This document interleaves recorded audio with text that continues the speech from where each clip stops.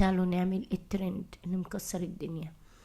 حاجة كده رهيبة. سمعت في مصر انها بتتباع بمبالغ ملهاش حل، يعني 400 و 800، مع انه في الاخر جلاش. وتعالوا هنعمله بأبسط طريقة ومش هندهن بيه طبقات. معانا كوباية من السمنة وكوبايتين من الحليب، ظرف من الكريم كراميل دوبته في الحليب، وهسيب بقى بعد كده السمنة على جنب والحليب هسيبه على جنب. اللي هشتغل فيه دلوقتي هو الجلاش. هجيبه وهقوم عاملة فيه كشكشة كده. بس الاول هندهن الصاج بتاعنا قبل ما نكشكش.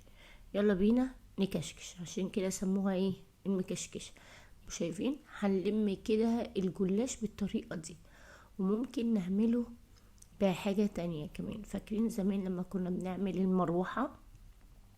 ممكن تعمليه لو الحركة دي صعبة عليكي. هخلص الكمية بالشكل ده زي ما باين كده عندكم في الفيديو. الكمية بتاعتي خلصت. الفرن بتاعي سخن على درجة حرارة 200. هبتدي بقى ان انا اسقي الحليب بالجلاش. طبعا الجلاش اللي كنت مستخدماه ورقتين ورقتين، يعني ورقتين ورقتين مع بعض. بعد كده ما زقيت الجلاش بتاعي بالحليب والكريم كراميل، هبتدي بقى ان انا ارش من فوق السمنة بتاعتي بالشكل ده. طبعا هي اول ما هتطلع من الفرن هتتزقى بشربات خفيف ويكون بارد. هي سخنة والشربات يكون بارد. اهي شايفين طلعت من الفرن. اسمعوا بقى الصوت، حاجة كده ملهاش حل، مقرمشة ومخرفشة، وفي نفس الوقت الطبقة التحتية طرية. هبتدي بقى ان انا ازقيه بالشكل ده. انا هنا ما عملتهوش زي بالوصفة الاصلية اللي هنا. الوصفة الاصلية تحطي نص الجلاش تحت، تعمليه ارضية، وبعدين تحشيه بيستري كريم وتدهني كل ورقة.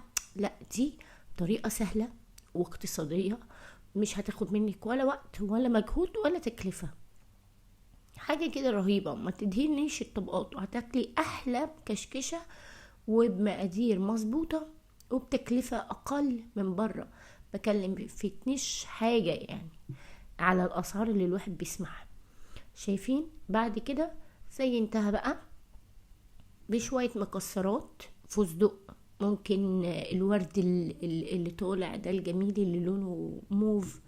هبتدي بقى ان انا اقطعها. طبعا انا هنا كنت صايمة، فانا ما قلت لكمش رأيي ولا عرفت ان انا ادوق. بس انا بعد الفطار اكلتها، عايزه اقول لكم تحفة. ما تنسونيش في اللايك والشير. باي باي.